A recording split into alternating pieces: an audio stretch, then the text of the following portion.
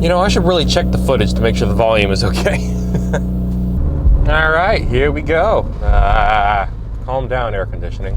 So I've been thinking real hard about what the first mod on the M3 E46 should be. And so here's my kind of dilemma. Should I go, because I really kind of want to do exhaust, because I don't like the way the car sounds stock, you know? Like, it sounds kind of disappointing and muted and super quiet. But a lot of exhaust systems, like full straight through exhaust systems, make the car really raspy. So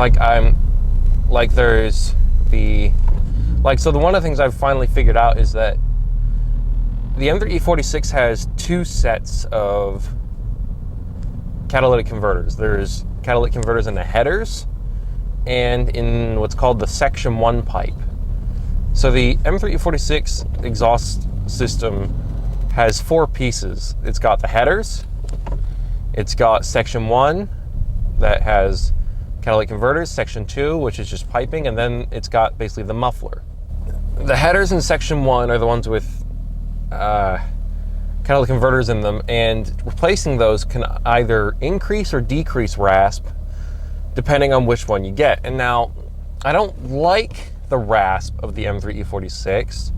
I don't hate it either. I mean, it is a defining characteristic of the car's sound, but I don't know if I really like the way it sounds with that rasp when you rev it. It just sounds a little obnoxious, but not in like a good way. Like, there's good obnoxious, and then there's just bad obnoxious. Sir, you have no rear license plate. You've just got the American flag on your thing. Interesting. I don't need a license plate. I just need America. Alrighty then. Whatever you say. But I am going to call the people over at Scottsdale Motorsports and ask, for a vague quote as to what the side exhaust system would cost. Now, the only issue is that the side exhaust system from Scottsdale Motorsport seems to include a standalone ECU, and I think that can really jack up the price. So I'm going to ask what the full package is, and then ask how much the exhaust costs without standalone ECU, because I don't think that's really necessary right away. I'm pretty sure the standard ECU should be good enough for now. But yeah, because I really just want to get the exhaust out of the way so that when we do the body kit, it looks complete. Because here's what I'm thinking of doing. Like, if I get an M3 E46 that is, say, silver, what I'll do is I won't wrap the car right away. I might just paint match the body kit to match the OEM color of the stock car, so that it almost looks like the car came that way and it's factory color, but it came with like the body kit as like an option or something. And also, I was thinking that we should use the Rogue Engineering GTR replica wheels. What do you guys think? I think those would look really cool. I was thinking about maybe using some BBS like GT wheels or something like that, like the classic Need for Speed 8-spoke wheels. But I think the GTR wheels would be cooler. So this man in front of us has a metal box hanging from the back of his car. It's got lights that turn on when he hits the brakes. But if someone were to bump into him, they'd hit the box first and then his car. Is it a safety measure to protect his car? Or is it just to make everyone really nervous? Fingers crossed they give me an easy shift today. Well, they finally updated my time card last night, so I don't actually have to be the one to clock in and out. I guess it's more that I don't clock in and out using the website system that they give us. They use ADP, or Workforce, I think is what it's called, if I remember correctly. I have logged into it like a million times. It's more about signing the sign-in sheet by hand, and then they use that, and then they say, okay, he was there, he delivered all his packages, it only took him 6 hours, but we're going to give him 10 hours of pay. So I'm like, yeah. I mean, you guys wouldn't complain about that, so it's like, all right. But because I've got 5 days, it's 50 hours instead of 40. Normally you start with 4 days, but instead I get 5. extra money. I feel like I'm a little obsessed with money right now. It's either because I have very little or because I want a lot, or maybe a combination of both. I'm not sure. I'm trying. So the funny thing is like, don't let money change you. Don't let fame change you. I don't think fame, if that's what you want to call any of this, is ever really going to change the way I behave or act or think. Not as 100% sure about money, because I'm just being honest with you guys and myself. Because money is what makes a lot of things I want to do possible. Like, it allows me to get cars I want, you know, fund some of my hobbies. It allows me to support my family more comfortably. So I don't know if it necessarily changes me. I might be a little obsessed with it, but those are actually the reasons why, I guess. I mean, I think most of us want money. It's hard to do anything right now without it. What's that? Is that an Evo 10? Or is that a Lancer? That was a Lancer, yeah. A Lancer with a big wing.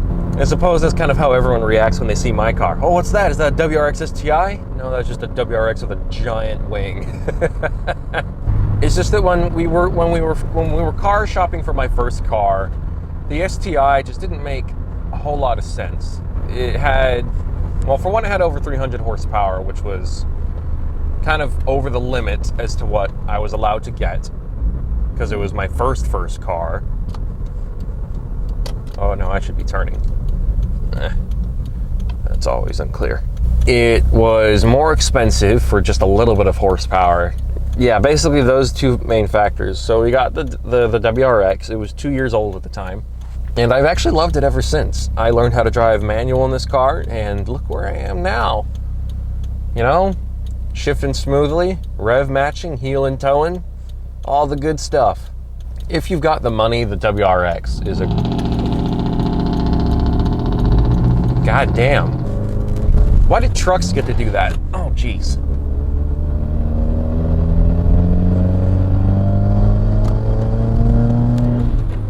Trucks get to do that, but tuner cars can't.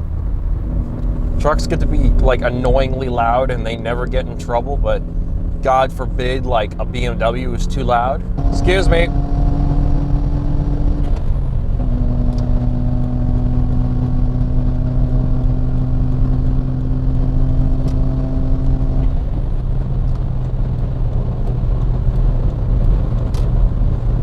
Yippee-yi-yay.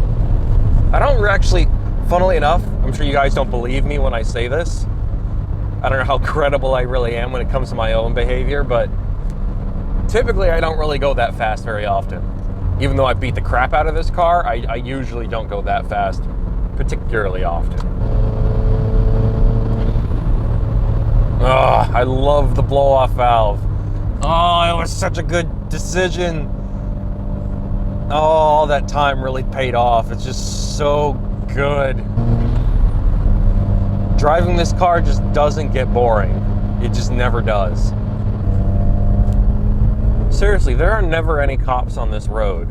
Like, if someone came here in the middle of the night and had a street race, would anyone be the wiser?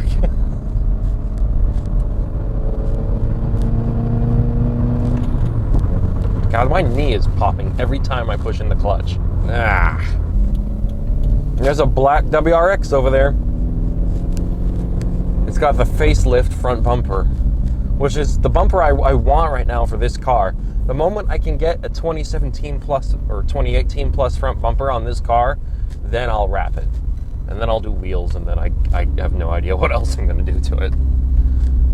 It's not, because right now, modifying this car isn't the priority, because right now I'm just trying to get the BMW. Once I get the BMW, we'll see. Stupid front bumpers. Oh, screw it. Fuck the fucking speed bumps. Playing. It's not like I'm going fast. I just don't want to wreck my car. I'm not going to back in today. All right. See you guys after the route. Bye.